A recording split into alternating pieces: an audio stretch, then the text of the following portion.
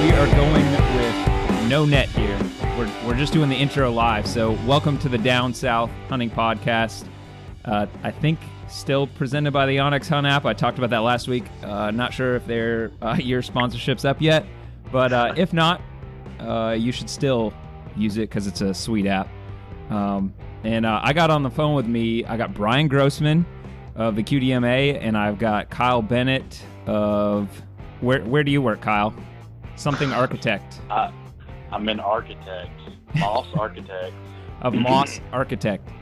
And also well known by his guest appearances on the Down South Hunting Podcast. Welcome, guys. And deeply loved. That's right. Fan favorite. Yeah. So MVP. There you go. These guys are on to do a preseason podcast. I'm pumped about this. I've been like just thinking about this today. I'm just excited about talking to a couple dudes about hunting season coming up. So hopefully you guys are ready to talk about it. I'm excited about it. Oh yeah, absolutely. Yep. Yeah, I stay ready. So Brian, kind of just give us like a quick update on what you got going on. So I don't even know your official title with QDMA. It's something communications, but tell us about the Georgia Afield thing too. Okay, yeah. As far as QDMA, I'm the communications manager. So I work with Lindsey Thomas Jr., who I know has been on your podcast multiple times. He's my boss. And so I do a lot of the social media for QDMA, do the our website and content on our website, and then help with our magazine as well, along with the other lot of other little duties in there. But yeah, that's the main things. And then oh, go ahead. Oh, go ahead. You finish, and then I'll go. We're not editing any of this, by the way. It's just going to be like a very casual conversation today, which is a little different than what we normally do, but I'm looking forward to not editing. So we're just going to. There you go. Hey, that sounds good to me. But no, I was just going to say, as far as Georgia Afield, that's just kind of a side project of mine. I've always liked messing with websites and social media, which obviously, that's what I do for my job. But then, I wanted to do something on my own as well. And of course, pretty much everything I do revolves around hunting. And so I decided to start Georgia Afield. It's a website and has morphed now into a podcast as well, and trying to do a little video content here, hopefully this coming season. So that's kind of what's going on with that. 10th episode on that podcast, right? Yeah, double digits. All right. So what I wanted to say is I just want to give a quick shout out to Lindsey Thomas, by the way. He just put out a pretty interesting article tying collegiate deer, what are they, deer labs and management programs to football teams. So that was a pretty entertaining article on QDMA. Yeah, he did a good job with that one for sure. Kyle, what you got going on? I know you got a big hunt you got coming up you're getting ready for. Yep. Just like every year, I'm getting ready to head to Colorado, leaving next week. And my dad's already been up there for a while. And so I'll be meeting up with him and getting ready to head into the mountains and chase some elk. All right. Well, we'll get into that a little bit deeper. So, Brian, you just talked about doing some video stuff. I was curious, what are you guys watching, listening to, whatever?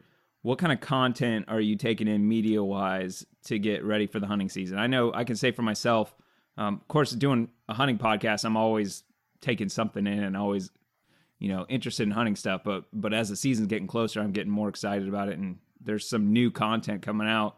Kyle, I'll start with you. What kind of hunting content are you watching, listening to, that kind of stuff? So I've been on the in elk mode lately, and deer mode is slowly creeping in. So I have been going through Born and Raised Outdoors, Land of the Free 2.0, which is their hunts from last year. They do a day-to-day series. It's pretty entertaining. I think they spend like 30-something days straight in the field, basically the entire month of September. And so they do shows for every day. So I've been going through that on YouTube. It's great. Check it out. Corey Jacobson's got another one. Destination Elk that they started last year. It's kind of the same thing, day-to-day hunts.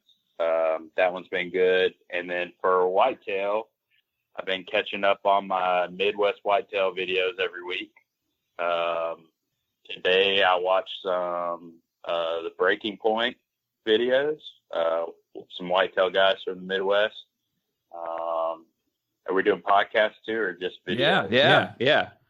Podcasts is everything. I just bounce around. I subscribe to like 30 different hunting podcasts, and I just listen to the episodes I think are going to be interesting or involve whatever I'm doing. So I bounce around. I mean, I've been listening to a lot of Down South Hunting, of course. Of course. So our friends Casey and Tyler at the Element have been doing this really cool backcountry series. I've been keeping up with that.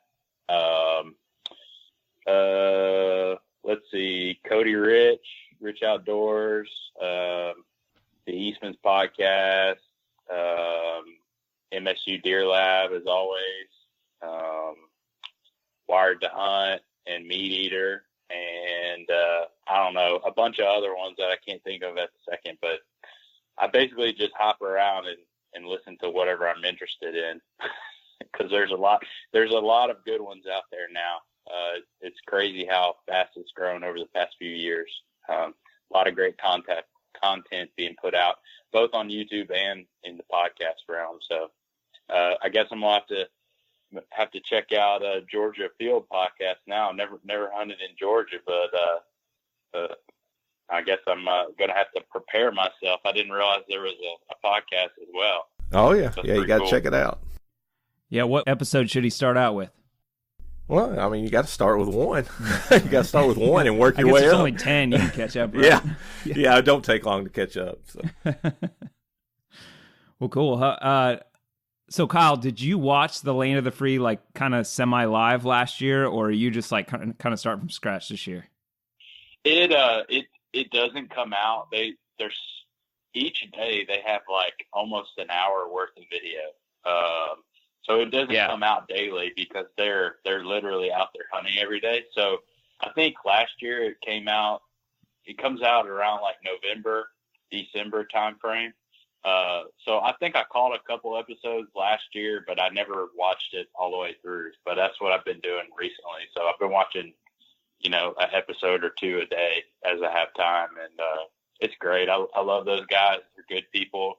And they have a great voice for the outdoors and growing the sport, and they put forth a lot of good content. So it's a lot of fun to watch. So I like that day-to-day episode kind of deal because you see like the good stuff and the bad stuff, not just the highlights. Oh, and Randy Newberg, he's been kind of doing it too the past couple of years. So I watch a lot of Randy stuff. He does his day-to-day videos of all his hunts. So like I said, there's just a ton of stuff on YouTube. It seems like there's more good Western content than whitetail content. Not that there's a lack of whitetail content. It's just, I think there's more people out doing the Western thing. Anyways. Yeah, I would say if you haven't seen that, it's Born and Raised Outdoors, Land of the Free. If you haven't seen it yet, I would actually say go back and watch the first season first if you haven't seen any of it. That first season was like hard to match. Like the beginning of it was like they had so much success at the beginning. It's actually something like for a while my wife and kids were even interested in watching it. Like I'm not at a point in my hunting life right now where I'm elk hunting, but it's still like super entertaining content. So if you're looking for something a little different to watch, I'll second your recommendation there. How about you, Brian? What have you been taking in lately? Man, I feel like a slacker after listening to all that, but he's not recording podcasts, so he has like 50 times the time. A lot more time. That's what it is. Yeah, and I'm on the road. I'm on the road a lot, so I got a lot of ear time. Yeah, but I've been, of course, keeping up with the hunting public guys. I actually just watched the latest one before I jumped on here. Been watching there's a guy here in Georgia that does a lot of public land hunting, Jordan Barnes, that has one called Close Proximity TV. I've been watching his stuff on YouTube. And then it's just I just jump around. I do a lot of searching on YouTube for stuff that really pertains to me, which is Southern hunting, a lot of Georgia. If it's in Georgia, and particularly if it's on public land, then I'm probably checking it out here over the last month, 2 months. And then as far as podcasts, again, just mostly stuff with the Southern flair, down south, Southern outdoorsman, Southern ground. What else? I do listen to like Wired to Hunt and Randy Newberg and some of the the more national type podcasts. But I kind of stick with stuff that I can relate to as far as hunting in the South, and then also do some just topical stuff. I'll search for topics and listen to all kinds of different podcasts on if it's something that I'm interested in. But yeah, definitely. Getting in a lot of content here in the last few weeks, getting pumped for the season. Yeah, so I've been some of the same stuff for me. Like obviously the born and raised stuff you talked about, Kyle, is like that's not the new stuff's not out yet. So sometime in the next month or so they'll start having that come out. But I've been catching the new stuff from the Hunting Public guys, and Adam Cruz just did something for Southern Ground. It was like really short. There wasn't a whole lot there, but he had the velvet hunt up in Tennessee. Unfortunately, he wasn't able to get one. And but another real interesting thing is Shane Simpson. And then Shane Simpson, we had him on for like turkey calling. He's from up in Minnesota. And then Garrett Prawl, he's got his own podcast, the DIY Sportsman, and he's got a real popular YouTube channel too. But the two of those guys went out to North Dakota and they saw some success there. So that's something I've been trying to keep an eye on and catch up with. It's between the two of them, it's only 3-4 episodes. And then, podcasting, I'm kind of the same way. I've been jumping around. I used to consume a ton of podcast content. When I was in sales, I was just driving all day, listening to podcasts. And now that I'm working at home, it's just a lot of what I'm doing is writing. And I don't know about you, Brian, because I'm sure you do a lot of writing with work. I find it really hard to like listen to something and write at the same time. So that's eaten into my podcast listening quite a bit. So I've been doing some of what Kyle, you've been saying, just kind of hop around a little bit, even though I appreciate the content from a lot of guys, just not enough time. Yeah. It's definitely, I know exactly what you're talking about as far as writing. I have to turn it off. And even a lot of times what I'll catch myself doing is I'll have a podcast on while I'm working at the computer doing social media and stuff. But then, I'll get 30 minutes into the podcast and realize that I hadn't absorbed any of it. And I have to go back and start over. So. I don't know about you guys too, but this is the time of year too. I'm a big college football fan, so I've been doing a little listening to podcasts for college football, and Florida State right now is an absolute disaster. So I'm not sure if I'll be listening to it a whole lot longer, but it's almost like watching a train wreck at this point. I kind of gotta see and hear what's going on with the program. Apathy has not completely set in, so hopefully. This weekend we can pull out a big win against Virginia, which is a little embarrassing to say. But anyway, we've had a rough start. Brian, I'm assuming you're a Georgia fan? Yeah, I'll pull for Georgia now that I'm here. But I actually, and I'm not, I'll be honest, I'm not a big sports fan in general. I mean, I watch it, but as far as like really following it, I don't. But I actually got my wildlife degree from Murray State, which was the poor, unfortunate school that had to play Georgia last weekend. So, I did get to watch them, take a beating from Georgia. But take a big check is what they did. Yeah, exactly. Yep. They paid their athletic budget for the year. Kyle, you're an LSU fan, right? I am. Go Tigers. Yeah, you had a good weekend last weekend. Yep. The state of Louisiana now owns the state of Texas in all things football. So we LSU beat the Longhorns at home, and then the Saints beat Texans Sunday night. So it was all around good weekend. I wonder if the state of Texas really like claims the Texans as their. I feel like Dallas is really. You got to beat Dallas to claim the state of Texas in NFL. I think. Maybe so, but either way. Yeah. All right, so let's talk some more hunting. We don't want to get too caught, especially since my team's horrible this year. I don't want to get too caught up in college football. Brian, what do you have left to get ready for hunting season? What do you got for like last minute prep you've been working on? Oh, really, at this point, it's just I actually started earlier this evening, started laying out all my gear to get packed into my pack that I carry with me on every hunt. Um, as far as scouting and stuff, that's done. I kind of pretty much know where I'm going to be this opening weekend, which is this weekend. So really, it's just I'm trying to still. I've been shooting throughout the summer, but I'm trying to make sure I shoot a little every day, just to keep that confidence up going into this opening weekend, and getting my camera gear ready to try to. I'm kind of dreading that a little bit because I've done it before and I know what's involved, but at the same time, when it all comes together, man, it's all worth it. So I'm looking forward to getting back in the swing of things with that video and hunt. So we'll see how that goes. But I'm I guess about as ready as I can be at this point.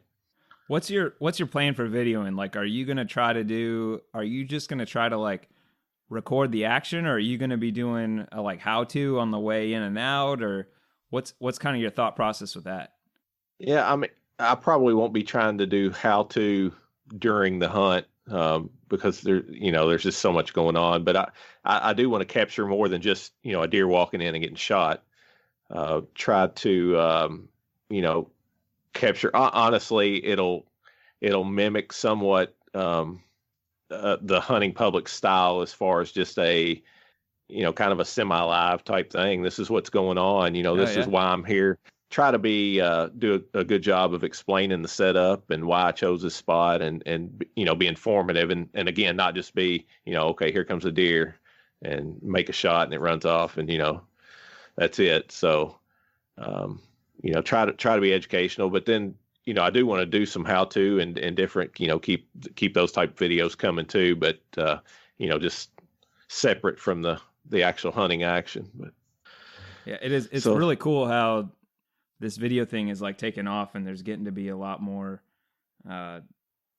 content available, and just kind of like the podcasting thing did. For a while there was like no Southern content, and now there's like a wide variety of options. It's not even like you're just looking for something for the South, but you can be a little more specific to like what your hunting style is, and maybe personalities you like and that kind of stuff. There's like a wide range, and not just like you got to pick one, but there's just like a lot of different stuff you can consume all at once. So that's pretty cool. It's cool more people like you are getting into it. And, it's not like you have to be putting it out every single week. You just kind of, when you have something cool and interesting, you share it. And that's a pretty cool thing about YouTube.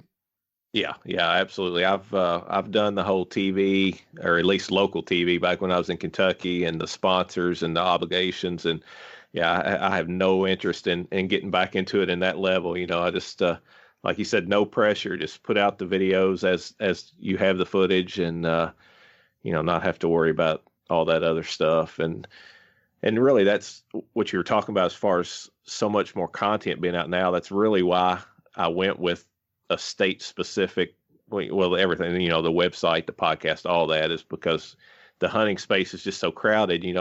I didn't really feel like we needed another whitetail blog, or, just another whitetail video footage, or whatever the case may be. And so I really, niched it down to just Georgia. And I think that appeals to a lot of guys. Obviously it's not as broad of an audience, but, like you said, there's so much content out there available. People are looking for more specific type of stuff, and hopefully that's what I can provide.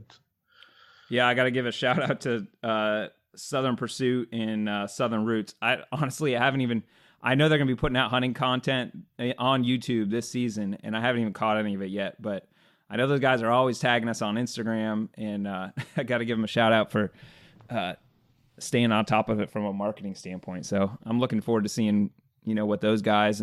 Then there's the Unrested. Michael Pike's been on. The guys from Southern Ground, they got a podcast, but they also do the YouTube stuff. And Southern Ground, Parker's doing that stuff, and I think Adam's going to be doing some more of that this year.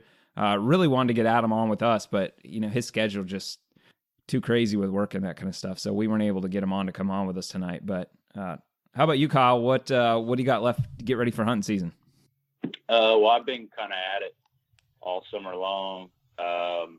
Most of my cameras have been running all summer on the Mississippi farm. So, I have a lot of good intel there. Our season doesn't open up there until October 1st. I went last weekend up to Missouri to check on our place up there and hung some cameras and checked some sets and did some other stuff. And so we'll see what we got going into this season there. And this weekend I'm headed to Mississippi to plan a little bit for some of our early bow plots. We don't typically do our full food plot planting until mid-October into late October, just because of the weather conditions and the armyworms and some other stuff like that. So I'll typically go just plant a little bit around some of our better bow stands and just to have a little something to hunt over in the evenings, besides hunting in the woods. And then, that's it. Just, I've been getting my gear ready all summer. I have a little room in my house that I keep all my spare crap in, and I've been telling everybody it looks like a Cabela's bargain cave because there's been piles of stuff. I had to pack a couple weeks ago all my elk hunting gear and send it ahead of time with my dad. But I've been shooting my bow pretty much every day all summer, working on my equipment a lot, and just getting my gear dialed in and ready to go. I'm just ready to get in the woods, really. Man, I know you've been losing some weight too, getting in elk shape. How's that going? Yeah, good. I just I've been at it for about a year now, just hitting it hard. So ready to get back in the mountains. Yeah, I mean, you could tell just in your social media feeds you lost some weight. What have you been doing?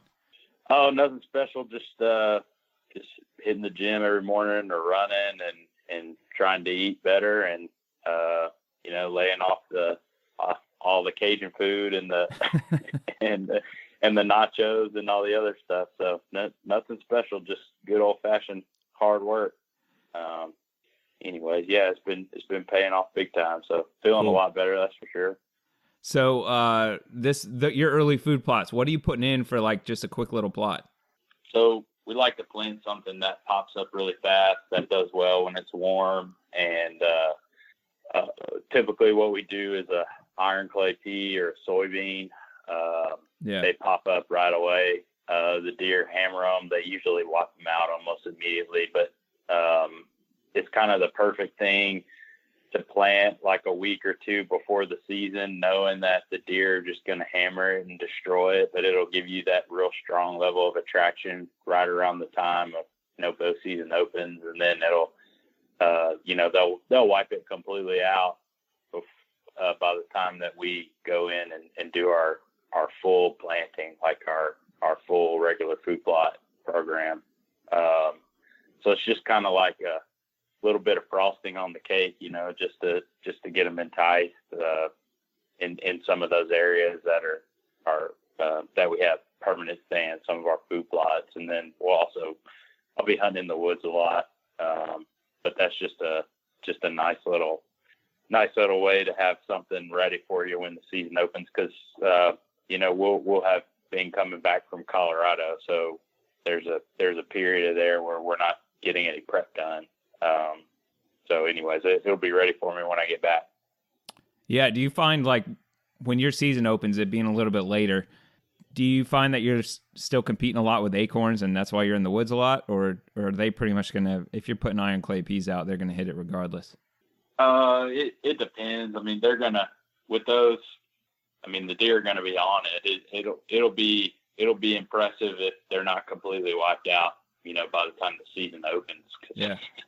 I mean, our deer are over there in Mississippi. I mean, they can really do some damage on those food plots. It's pretty impressive. And so there will be acorns to hunt, and that'll last into shoot. We have so many different species of oaks over there that drop at various times. I mean, you can hunt acorns into January over there. So it'll just be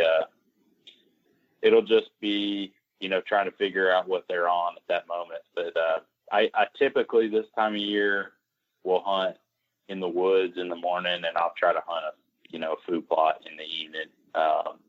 and that's how I've had the most luck in the past. Yeah.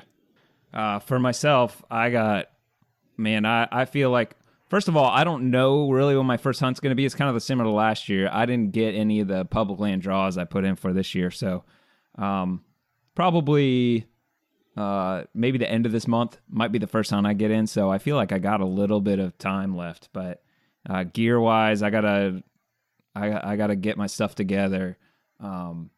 Shoot my bow wise, I started late doing that. So I need to, I've got some, my birthday's actually tomorrow. So I've got a strong feeling that I'm going to be getting some new accessories I've been looking for because I specifically put them on a list.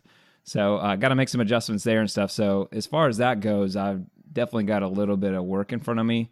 Out at my dad's place, I don't know even what we're going to do food plot wise. I haven't, just with this new working from home, running multiple businesses and all this stuff. My deer prep somehow gets less and less every year. But my passion for it doesn't go down. So it's just that there's less time for it. But let's talk about gear a little bit. Kyle, you got any, I know you've been talking backpacks lately, but you got any new gear you're going to be trying out this year or are planning on getting? Yeah, maybe. I'm always picking up stuff and testing stuff out and figuring out what kind of fits best into my system of gear I like to use. I'm just a gearhead.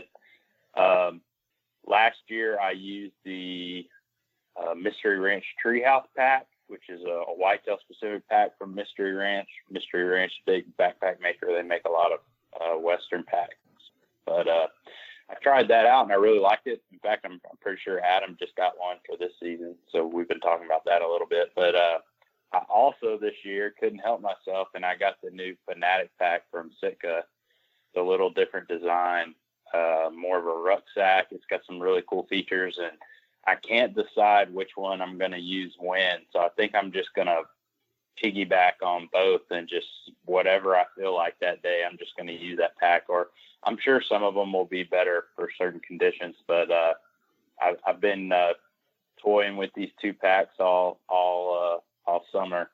So I'm excited to get those out. Other than that, I've just been playing with adding some merino into my system.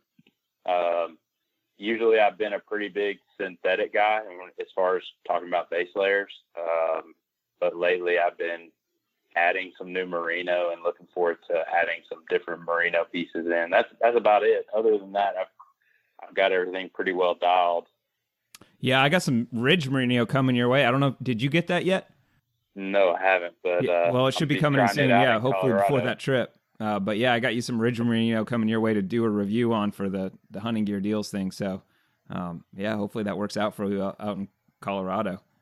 Sweet. It looks pretty good. So I'm looking forward to trying it, but I'll have that. And I've got some different pieces of First Light merino I'm trying. And other than that, I don't know. We'll see. You keeping everything the same as far as your bow setup and all that? Yes, everything's the same. I'm still shooting my Matthews Halon 32. I've looked at upgrading, but I just love that bow so much. It fits me really, really well. And typically I like a little longer axle to axle bow. That one's 32 inches. I have a really long draw length. It's about 30.5 inches. And so, I like a little longer bow. Actually, I'd like even longer than 32 inches typically, but for some reason that Matthews bow just really fits me well. So I decided not to upgrade to anything this year, but we'll see what comes out for next year. If anything comes out long draw next year that I really like, I may try something new, but other than that, all the same setup. So I haven't had any issues with it. What you got going on, Brian? You got anything new this year or anything you're excited about trying out? No, I didn't change up a whole lot. I am shooting a different bow this year. I did some I'm always doing some bow trading. So I got an Elite E35 that I'm going to shoot this year. But QDMA just picked up Matthews as a national sponsor. So I'll probably be looking at a Matthews, but that'll have to come after season. I'll finish out this season with the Elite. And switched up some arrows. I'm shooting a heavier arrow this year. I wanted something around 500 grains, so I went with a Carbon Express pile driver, which is a heavy, like about 11 grains per inch, something like that, and switched up. Broadheads are another thing that, man, I just find myself bouncing back and forth every single year. I don't know why I can't just stick with one thing, but actually a buddy of mine had these and let me try them out, and I'm going to use G5 dead meat expandables. They're not over the top as far as, cutting diameter. I think they're 1.5 inches, and I think they'll be good. I like the way they're set up and the rear deployment and stuff. So I'm looking forward to trying out that combination. And as far as really, that's about it. I'm kind of a cheapskate when it comes to the camouflage and clothing aspect of it. Just running your typical. I have a leafy suit for early season. I'm usually in shorts and a t-shirt, with a lightweight leafy suit over top of it, and just your I've done quite a bit of that myself. Yeah. Yeah, you almost have to this early season. Boy, it can be tough, and it's not looking too promising for cooler temperatures here in the next first few weeks of season. But if somebody's like first getting into hunting and trying to figure out their camo stuff, I think like a lightweight leafy suit's like a good way to go, because you could just put it on top of whatever else. So in the early season, like you wear just that, and then when it gets to be the late season, you can bulk up with 10 sweatshirts underneath if you want, and then just put that leafy suit on top. You can get those pretty cheap at like from Bass Pro, or I'm sure Amazon's cheaper now. They're cheapest on everything, seems like. Yeah. I think it's a good way to go. It's like you said, you can kind of use it all season. The only thing I'll say with that is like the longer I hunt, the less I care about camo probably. Which, I'm certainly no like authority on getting close to big game animals and killing them. But, just in my experience, I don't find, I don't know, that looking like a big brown blob in a tree versus looking like a gray and a green blob in a tree really like makes a whole lot of difference to deer. If they see you and you don't look right, then they might move on, but they might just have no idea what you are anyway. So I only say that for new hunters who are just, trying to scrounge enough stuff together that, probably don't need to worry about it too much. Yeah, I don't think camo overall is really that important. They all the camos today, or even all the ones back from when camo kind of started becoming real popular, they all work. You can kill deer with any of them. The main thing is just breaking your outline up and being still. The only thing I'll have to say to that is, a lot of times it's more about the quality of the clothing or the garment versus the actual camo pattern. Yeah. So I don't care too much about the patterns that much. Most of those are just for people, for it's your personal opinion of what you think you look like, which is pretty much useless. But anyway, the main thing is just to, be still. Just like people say, people have been killing deer in plaid shirts and whatever. I mean, that you'll hear that argument a million times, and there's some truth to that, but it doesn't help it does help to break your outline up as much as possible. Yeah, I think there's something to the disruption patterns, and I think the old real tree and mossy oaks are better than blue jeans, but I would say most times they're not the difference of whether you kill something or not, but if you got to wear something, I do think it's better. And I do think all the new disruption patterns make a lot more sense. Look at what the military is doing. It's pretty important to them to be able to hide, and they're going that way. So, I do think there's something to it, but I don't think it should stop anybody from hunting if they don't have the money to go and buy the best camo. No, definitely not. Yeah. All right. So, I guess, for myself, I've got, man, it's funny here you talk about broadheads. I feel like for me, archery season is more like practice getting out in the woods for when I might have a better chance of getting something, like in muzzleloader or gun season. And to me, it's not so much getting close with it. It's just the ground I hunt's tough. So until I get some kind of rut room movement, I haven't really figured it out to get high percentage chances. So I'm using the same exact the same broadheads as last year because I never fired my bow with a broadhead on it. So I don't really have to worry about changing those out too often unless I just wanted a different colored broadhead. That kind of goes with me like having a hard time just being super dedicated archery practice too. Living in the city, smaller backyard. I mean, just shooting 20 yards over and over again is tougher to get super motivated for. So, I'm looking forward to someday hopefully moving out of the city a little bit and getting some more opportunities with that. But otherwise, gear wise, I've got a new pack coming in the mail too. I just for my birthday asked for I needed to get a new pack with me saddle hunting. I wanted something that I could get even lighter and more portable and pack the sticks better and that kind of stuff. So I ordered a Diablo Dos pack from Badlands just recently. And I think it's like a $250 pack, and you can get it on Amazon for like $130 right now. I'll try to make sure I list that deal on Hunting Gear Deals before this publishes. But I'm pretty excited about it. The only thing I really went back and forth between that and like a Tenzing TZ 1500, which is like a smaller pack. Really trying to figure out like how small can I get and still have everything I need. And I ended up going with that one. It's like a pound heavier, but I kind of figured the pound is in like support type stuff. So I feel like when I'm going in and out, I'm not going to feel that on my back so much if it's the pack itself. So anyway, I went a little bit bigger.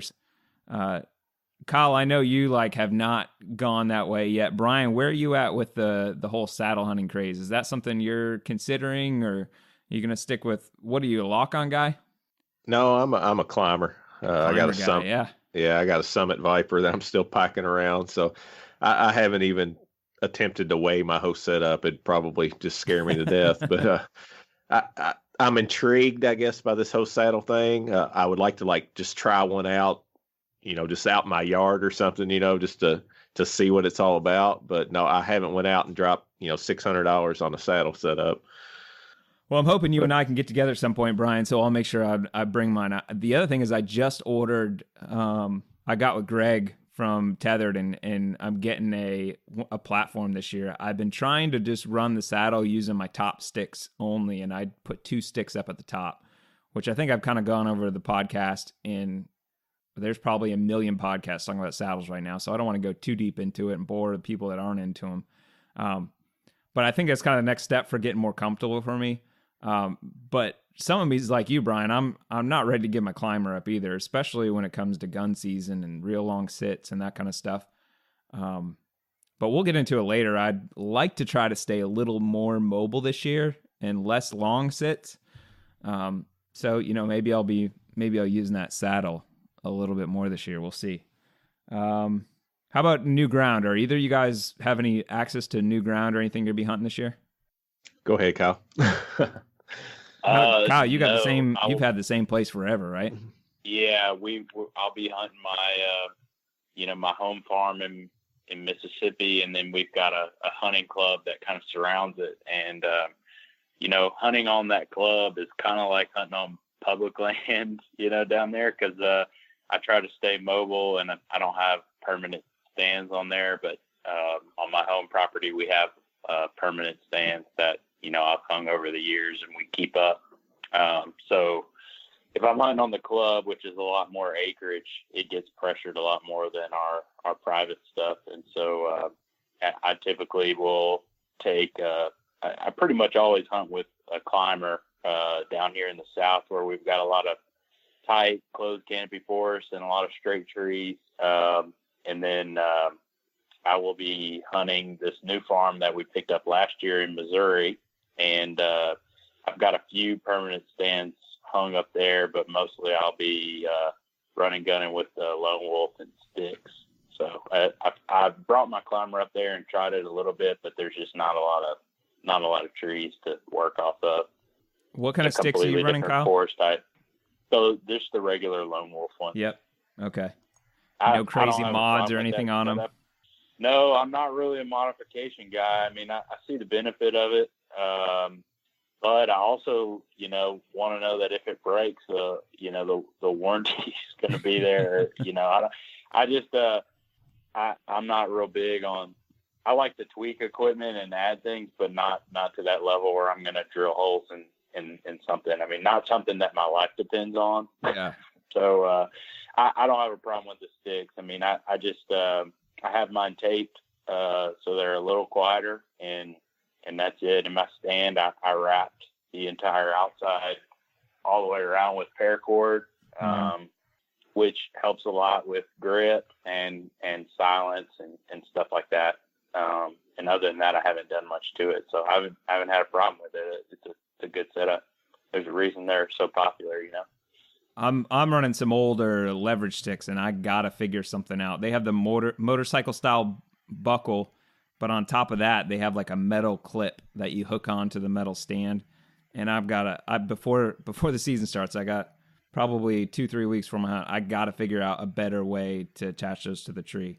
So that's probably, like, other than a little more bow practice, number one that I gotta figure out, because those things can be so loud. I would look at the rope mods. I mean, that's one thing I almost did with my Lone Wolf sticks, because I feel like that's fairly sturdy. And I guess the main draw to using the rope mods, and when I say that, most people probably know, but basically you take the included straps off of your sticks and you use a piece of rope and you tie a knot in a way that basically holds it snug. But the good thing about that is you can use a custom length of rope, so you can put your stick on a bigger tree than your typical strap would allow for. Also, there's nothing to buckle and clang and anything like that. So you should be able to figure out something like that for yours, Mike. Yeah, I may. So my two options are either going with a straight rope somehow and hooking that on, or the other thing I might be able, like the easy way, this is kind of like specific to my stand, my sticks, which are not real popular, is I might be able to just cut that clip off and kind of loop them around the bracket where it hooks to, which would be the easy way. One way to do the rope mod is guys will use like a cam cleat, which is what the muddy sticks use. But those cam cleats are like, I don't know, $30 a piece or something like that. So at that point, I might as well just buy new sticks that are, probably like the muddy sticks or something. So I'm trying to find like an in-between way that I can make it work. And one thing you said, you can just do it tying a knot instead of the cleat.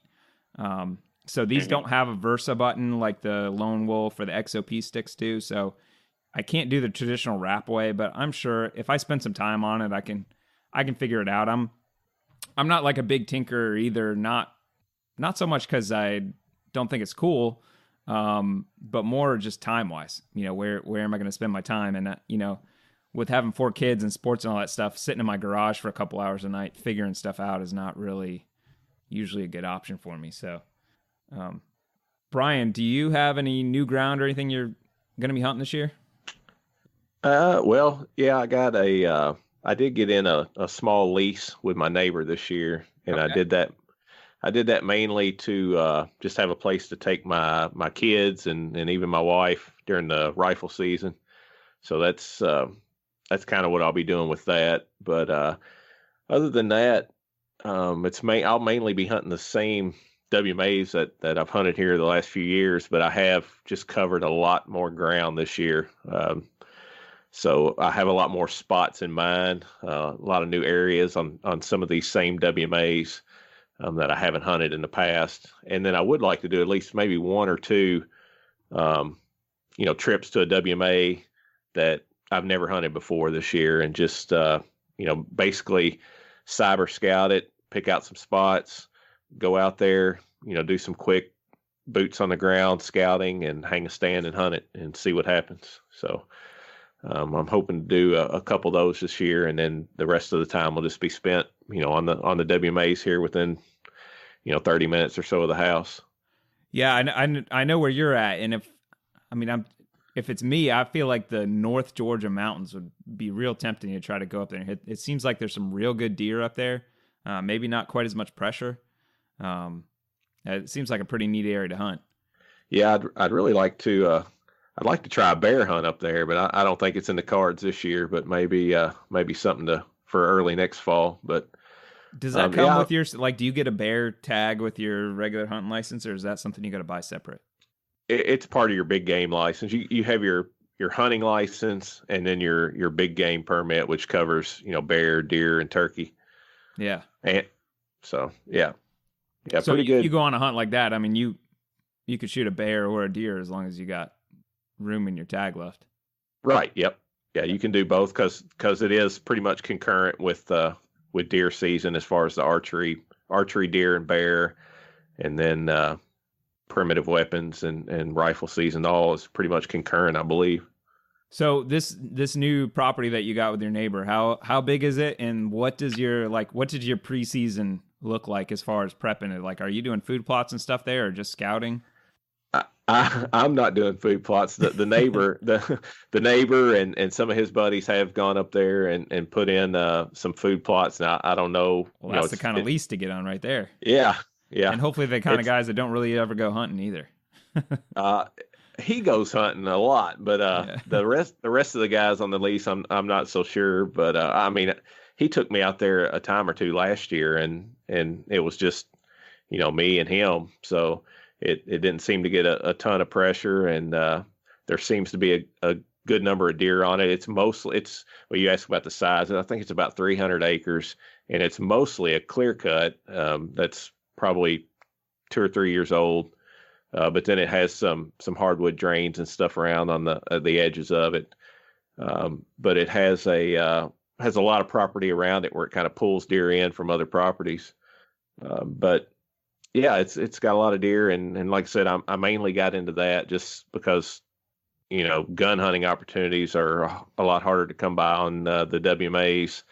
And so this way I have a spot, when my son comes in for the weekend from college, or my daughter wants to go, I have a place to take them. Yeah, that's cool. Yeah, with my kids being younger, it's tough trying to figure out how I'm going to get them involved as much. My dad's got a small piece, so we always try that, but that's that gets more pressure than the public land around it. So anyway, it's tough sometimes without a piece. So I can definitely see the benefit in having a lease like that. Well, this kind of goes into that, what you were talking about too. I think you mentioned wanting to try doing some kind of going in blind type stuff. What do you have in mind for new strategy this year, Brian? I guess one of the big things that I started doing last season, and again, I'm kind of knocking off the hunting public here, or I guess really further back than that, kind of that what goes back to what a lot of people call beast style hunting. But I've started really looking for bedding areas, specific beds. In the past, I've always tried to hunt near bedding areas on public land, but in the past, I would just make assumptions. I'd say, okay, they're probably bedding in that young stand of pines, or there's a thick privet bottom there. They're probably bedding down in there, and so I'd hunt the outskirts of those type of areas. But starting last year, I started scouting a lot more in the off season and actually finding specific bedding areas, and just trying to key in on a lot more sign, look for those rubs and scrapes, those areas where they seem to be keying in during the rut, and still looking at food sources and stuff as long as I can find them in close proximity to those bedding areas. But I'm just gonna, I guess I say all that to say I'm gonna hunt more aggressively than I have in the past, tighter on these bedding areas, and see what happens. So I'm excited about it. I did run some trail cameras during the summer here on some of the WMAs, and have some of the areas that I thought looked good from cyber scouting, and then boots on the ground, hung some trail cameras, and have gotten some pictures of, and I don't mean any kind of giant by any means, but I've got some nice 3-4 year old bucks on camera that I'm definitely excited about targeting this season. So I'm really pumped going into this season, more so, I think more so than I have been in a long time, just because of that. I'm also, one of my kind of goals for this season is,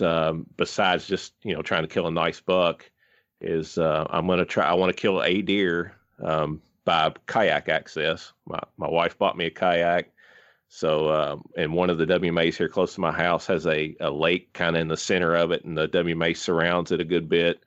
So I'm going to try to use the kayak to access an area and kill a deer. I don't care if it's a doe or whatever, but I want to lay a deer on that kayak and paddle it back to the truck.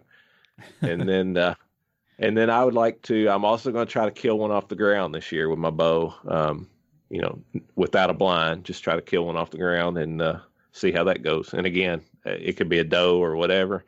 I'd be tickled to death with being able to accomplish that regardless of what the deer was.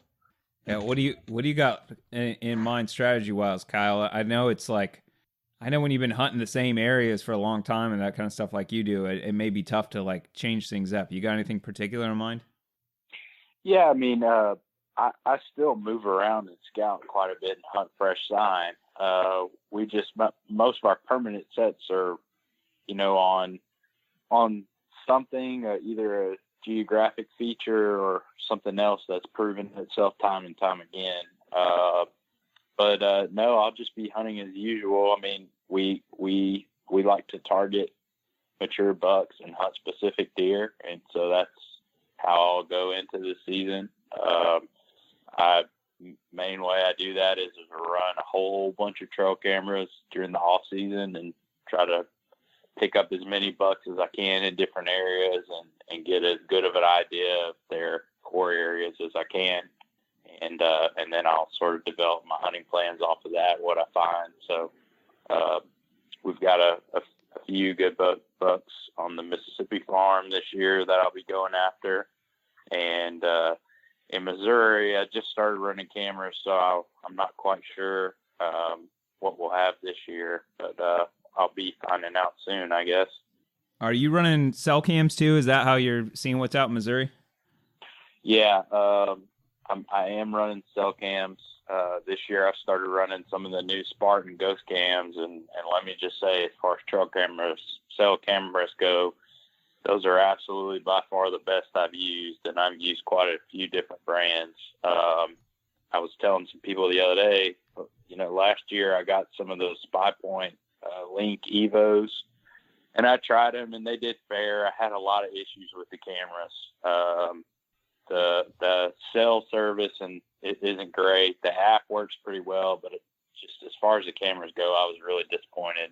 And so I put 4 of them out, and by the time I put 4 of them out Labor Day weekend of last year, and by the time I got back up there at the end of October, I only had one that was still working, and that wasn't from battery life. It was just different issues. But anyway, so I worked on those and I tried to get them fixed back up and so I could use them again. But this year I got a few of the Spartans, and just as a test, when I was up there last weekend or Labor Day weekend, I have a Verizon phone, and the Spy Points are Verizon and these new Spartans are Verizon. And so I would check all my locations on my phone and see what kind of signal I had. And anywhere that I had less than 3 bars LTE, I could not get the Spy Points to lock onto a good signal. But I went to some of the deepest, nastiest parts of that farm, and it has a lot of topography, so there's a lot of real deep, dark draws where my phone only had 1 bar 3G service, and I got full bars LTE on the Spartan cameras. So they're sending me pictures from some super nasty holes right now. They've been working since I set them up. So anyways, just a plug for them. If anybody's looking to try, that's just a super good quality camera. It's a little more expensive, but it's still not the worst price point. And, it's got a lot of really cool features with the app. Basically you can customize and change any of the settings on the camera at any time using the app, which is pretty convenient. So anyway, yeah, so I'm running a lot of cameras. I think I hung 10 in Missouri. A few of them are cell cameras, and some of them are just regular old cameras. And we'll try to gather as much information before I get back up there at the end of October to hunt. And then in Mississippi, I've got a couple cell cams, but most of them are stationary because I'm there more often. So it's not a big deal to check those. And I've got, I don't know, couple dozen out maybe. out there. So and a couple dozen, gathering like that's like you kind of forget where you put the cameras type numbers. Yeah, I keep spreadsheets and pretty good track of everything. Yeah, so I can't keep up with six. That's just how I like to hunt. I mean, first of all, who doesn't love, getting pictures of deer or any other critters? Who doesn't love finding a camera they forgot they had out for a year and yeah, getting right. to check that one? That happens sometimes every now and then, but we've been using cameras since they first came out. I remember how excited I used to be getting the roll developed at Walmart, with 35 pictures on it or whatever it had. 35 pictures of a bush moving and one picture of a butt. back in the old days, but that's just how we like to hunt now. I like to cast a wide net and gather as much information as I can, and that informs me. That it doesn't replace boots on the ground scouting. That has a big part in how I hunt too. But if you find a buck, especially if you're getting regular pictures of him, or especially if you're getting regular pictures of him on multiple cameras, and you can sort of triangulate and get an idea of the areas in. When you find sign, it backs that up of specific deer. Otherwise, if you just hunt based off the sign, it might be a great buck or it might be a okay buck. And it just depends on what your goals are. So we're trying to hunt, mature deer, and I like to target individual bucks when I can. So anyways, that's how I do it. I just run a lot of cameras and cross-reference all that with all my scouting preseason, postseason, and during the season. So I just keep a lot of journals and keep track of everything, and it just all that information piles up, and eventually you'll sift out some valuable knowledge out of it and patterns. Yeah.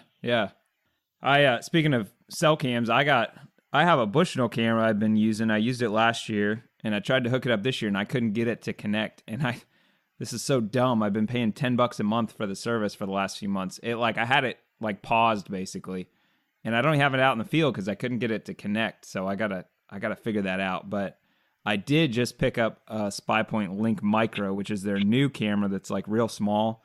And I got that thing for $100 on a really good deal that Academy had going. So I got that thing hooked up, and it's working out pretty well. The area I've got in doesn't have real good signal, so I don't know if it's better than the Link Evo, but I do think they've probably made some improvements on things. But it is a super budget camera. I mean, it doesn't do video. It takes a micro SD card instead of a regular one because everything's so small. It's about the size of 2 decks of cards stacked together. So the only thing I can't speak to yet is the longevity of it, obviously because I haven't had it out in the field a long time. But I can tell you I'm not getting many false pictures with it. I think it's a 10 megapixel, so it's not, and the images it sends through their data service, of course, are lower than that. So it's not super high quality images, but that's not really the point of me using it there. So I'm interested to see how that plays out long term. Yeah, I've heard a lot better buzz about those micros compared to the ones I'm using. I don't know if I got some lemons or what. I just have not had good results with mine. Well, I think I heard more bad general feelings about those models you're talking about too. So it'll be interesting to see if I kind of worked it out. But I think a major point is this new Link Micro is not going to be like your Spartan cameras. Those I wouldn't argue for a second that those Spartans aren't better cameras. But you might be able to buy 3 of these for the price of one of those, Right. Right. So it's just kind of depends on what you're looking for out of your cameras, basically. Right. Are you running anything cell, Brian? I am not. No, I'm at the other end of the spectrum. I'm buying the cheap cameras, the Tascos from Walmart, so I can spread them out on public land and not lose a whole lot of sleep at night worrying about somebody taking off with them. Yeah. But, I'm doing a lot of plugging on my website right now, but I know you got some Moultries there. Right now, you can get one of their modems for $50. Yeah, and I might have to do that. I will. That would make for my first cell cam. And it's actually $70, but there's a $20 rebate. So the only catch is the Moultries. Their data plan's a little bit more than what the SpyPoint, because that's to me what one of the bigger selling points of that SpyPoint was. basically for $5 or $10 a month, I can get the images I need. Probably 10. But you know, I hunt low deer density areas. I'm not going to get 20, 30 pictures a day. You know, I'll probably get 4 or 5. So if it's in like a hot spot. Yeah. So anyway, the fact that you can add a modem onto like an older camera is pretty sweet deal. Oh yeah. Yeah. And I love my Moultries. I have a few of them, but I run one back here behind my house on my neighbor's property, and one out at the lease, and use those in areas where I'm not worried about somebody packing them off, and and save the cheap Tascos for that. So yeah. All right, so we kind of covered most of the stuff I wanted to talk about. I got a last question to spring on you, and I didn't warn you ahead on this one, but I feel like, Kyle, you're probably going to come through for me on this. How about new snacks for the year? Any like new snacks you're planning on trying out in the tree stand, or something that you found in the last year that's going to be pretty good? Oh man, well, last year, so I discovered, hunting out west, looking into all this backcountry food stuff. I discovered this company called Heather's Choice that makes the backpacking meals, like the dehydrated backpacking meals, which are cool and all. But she also makes these things called a packaroon, which is like a macaroon cookie, and she makes them in like 10 different flavors, and they are super, super good. So I bought some to go elk hunting and throw in my pack, because they're a high calorie, like low weight food. So they're good for hauling in there, and they taste awesome. But, whatever will be left out or left over from Colorado trip will definitely be going to the Whitetail Woods for sure. Yeah. And, after seeing Sam Soholt's little deal last year with the biscuits and gravy in the Yeti bottle, probably going to try that too. Yeah. So for anybody who didn't see it, Sam Soholt's a photographer. He's got the Public Lands bus, and he was on a hunt last year. I think it was in North Dakota or maybe in South Dakota. And he did a little thing where he made a bunch of sausage gravy and put it in a Yeti, like a Rambler bottle, to keep it hot, and brought a bunch of biscuits in his backpack, and he had biscuits and gravy in the tree stand. That's pretty cool. One of the funniest things I've ever seen. So yeah, ever since I saw that, I'm like, ooh, this has opened up a lot of opportunities for me here. Yeah. How about you, Brian? You got any new snacks you're gonna be trying out, or just the old faithfuls? I'm an old faithful kind of guy, but I got to say biscuits and gravy in the deer stand. That sounds pretty good. Yeah. Right. Yeah. But no, I'm just man, I eat the heck out of trail mix is what I pack in with me most of the time. But unless my wife has made some cookies or something like that I can throw in the pack. Yeah. I got to say, I'm a little disappointed by the move that Little Debbie's made with the bigger snacks for like $2. You can't go in the gas station anymore. Most of them. There's a few out there left, but you can't go in the gas station anymore and pick up a Little Debbie for 50 cents. Now you got to spend like $2 on like a giant double-decker oatmeal cream pie, or maybe your honey buns are the same. Have they changed the honey buns at all on you, Kyle? Not that I have noticed. Yeah. Although it's been the off season. And it's been getting in elk shape. Maybe you haven't been hitting the honey buns as hard. So, huh? Haven't been eating as many of the honey buns lately, but just wait till deer season rolls around. We'll sneak a few back in here or there. Well, you got to. That's like part of it. Yeah.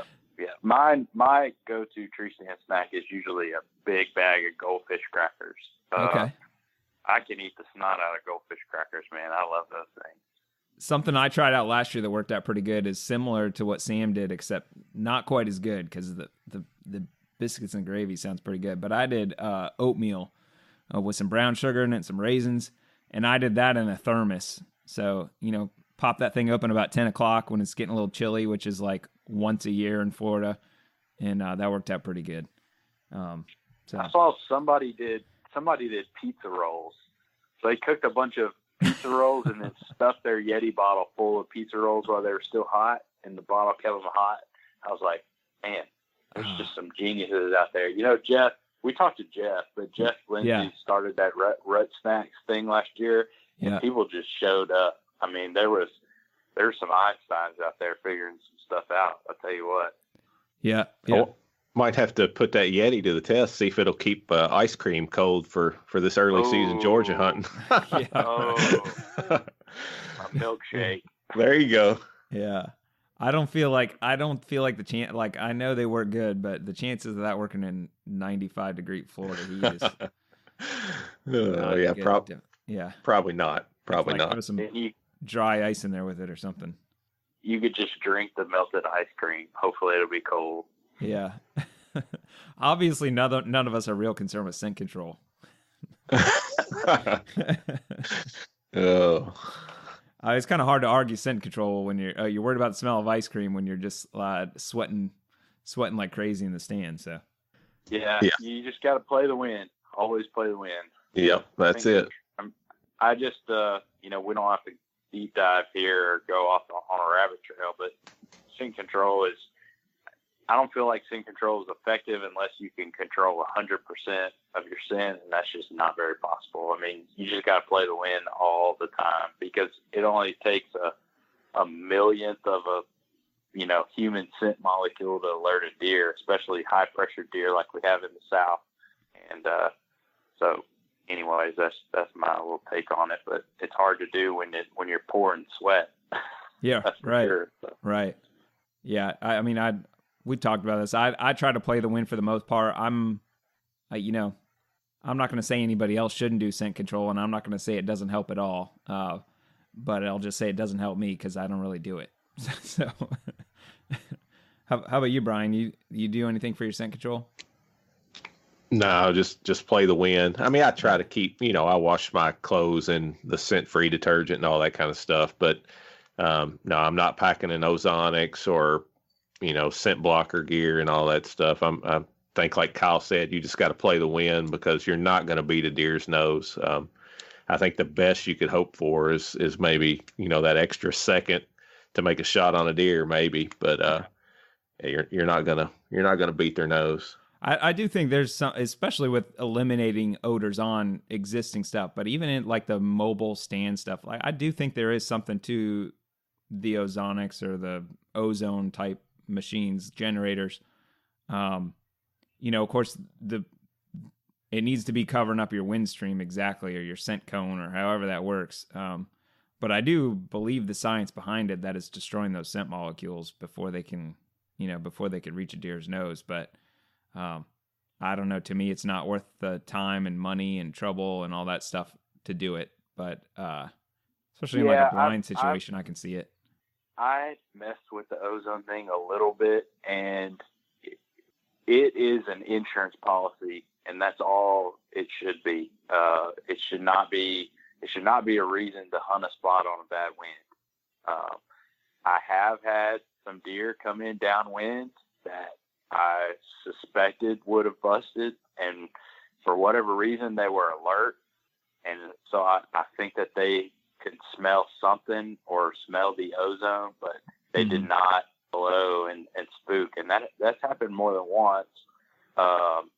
But I just don't buy in that it's a deal breaker, or it's not the savior for whitetail hunters. It's just it's an insurance policy at best, and it's just I don't think you need to be hunting in the first place somewhere where deer are gonna swing downwind of you. Of course, I understand in a lot of situations you don't know that that's going to happen, but I mean, you need to attempt to hunt where you got a safe downwind the best you can, just to be smart. But anyways, I mean, I try to keep my clothes clean, but I just don't see the value in trying to be 100% scent free, because like your body's constantly making scent. I mean, you're breathing scent out when you breathe. I mean, I don't feel like there's a way to contain it unless somebody figures out some sort of force field bubble. But we're not there yet. You got to buy the gum, Kyle. You got to buy the gum. Oh, okay. My fault. Yeah. Is it ozone gum? Yes. No, you got to buy earth scented gum. the earth gum. That's how you do it. Yep. All right, so let's wrap this up, guys. Kyle, give me some like I don't know, maybe give me some goals, or even maybe what does like a good season look for you like this year? What are you looking for? I would like to meet my management goals on our private farm in Mississippi, our family farm. And so that's usually to kill about 8 does off of it. So between me and my dad and whatever, friends or whatever we have hunting there, we'd like to take about 8 does. I'd like to kill at least 3 myself just for, food for a freezer. And, it'd be great to get on the mature buck. That doesn't happen every year. Usually I'll get lucky and get one every couple of years. And so we'll see. We got some good deer there, so I'd like to get one of those. And then I would love to kill one during the rut on this new Missouri farm. I killed a pretty nice buck last year, and so we'll see if I can go 2 years in a row. Although I'm starting to get some EHD reports from up there in northern Missouri and southern Iowa just within the past couple of days. So I don't know what that's going to look like for us. That's tough. See. So let's say you got to pick. Would you rather kill one of your mature bucks off your Mississippi place, or would you rather get one off the Missouri farm? Well, that's kind of hard because, even though we're growing some pretty big deer in our part of Mississippi, I mean, Missouri is just naturally going to grow bigger deer. But I guess obviously I'll pick Mississippi because I have a lot more history with those deer. Pretty much all those deer I've watched, through cameras since they were little and up to maturity. Last year we killed, a guest of ours killed one of our top bucks that was 7.5 years old, and I have like 5 or 6 years of pictures of him stockpiled up. So we kind of get a history behind some of these deer, and so it's pretty cool when you get to even just see one of them in person is a success, because even though this is private land, these deer are not easy to hunt. They just have the, down south Mississippi hunting is just ingrained in their blood, and they're spooky. So and all we do is bow hunt. So it's still tough to get on them. And so to me, it's just a success when you do things right enough to where you get to see one of these mature deer.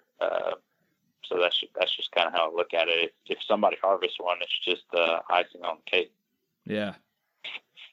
Okay, Brian, how about you? What's a couple goals, and what's your ideal season look like? I always go into the season with the hopes of taking a 3.5-year-old or older buck on public land. So that'll be a big goal. And like I kind of mentioned earlier, I just have kind of some secondary goals, killing a deer off the kayak, or killing a deer while I'm using the kayak to access an area, killing one off the ground, and definitely getting my kids and my wife out there, and hopefully, putting them on a deer and filling the freezer up. That's the end goal. A freezer full of deer, because we always seem to run out before the next season rolls around. And then hopefully get some decent footage I can share with folks on Georgia Afield. That'll be another big goal for this season. Yeah, that's definitely a whole different dimension to it. Well, your goals roll into mine quite a bit, because I got skunked last year, and my freezer's been empty for months. So, man, I'm ready to put some meat in the freezer. And I totally forget to mention this for the whole podcast. My chips are like heavily into the sandbar hunt here in Florida. So last year that hunt got canceled because of Hurricane Michael. And in case anybody isn't familiar with it, there's these sandbar deer are native to Indonesia, and there's an island off the coast of Florida where they've lived for over 100 years. It used to be like a rich dude's private game preserve. Everything else has died off except for these sandbar deer, and they have a managed hunt every year because it's on an island. It can only support so many of them. So anyway, I had that hunt left over from last year because we couldn't do it from the hurricane, And I would love to be able to harvest one of those things. It's going to be my 1, 2, 3, 4th. It's going to be my 4th trip doing it. So I'm due. The success rate on the hunt, I think, is somewhere around 10%.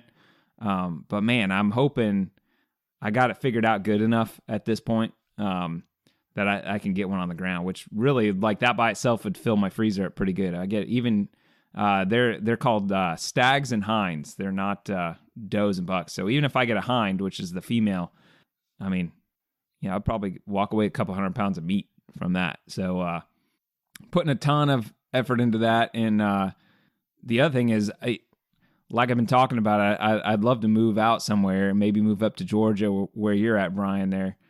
And I really would love to get a deer off of the national forest that I've been hunting for several years. I've come close a few times, but I'd really like to make it happen this year, just so I can feel like I'm leaving it a success. So those are like the couple main things for me. The biggest thing is, though, I got to put some meat in the freezer.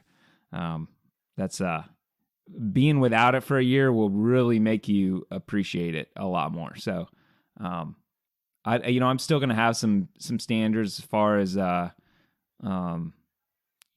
I'm going to harvest, but man, if it's on public land and it's legal, those things better watch out. So, I really appreciate you guys coming on with me. It's been fun talking deer hunting for an evening. I'm really, really excited about getting the season going.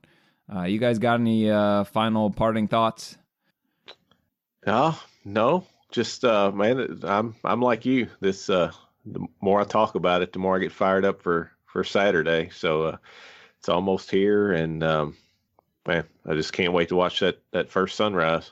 What's your YouTube channel so everybody can follow along with what you got going on, Brian?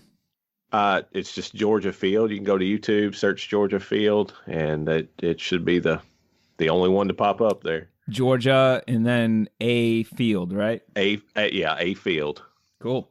And Kyle, tell us your social media handles again so people can follow you. You're going to be doing like some Instagram stories and stuff on this elk trip? Yeah, I probably will. It'll probably be after the fact because my service up there is not great. Yeah.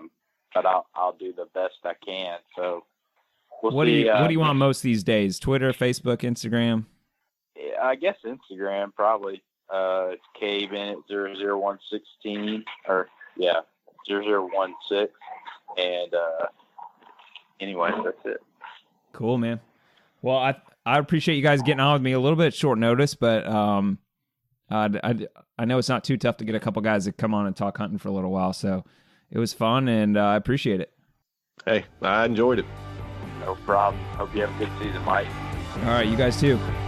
All right, we're out. Down south.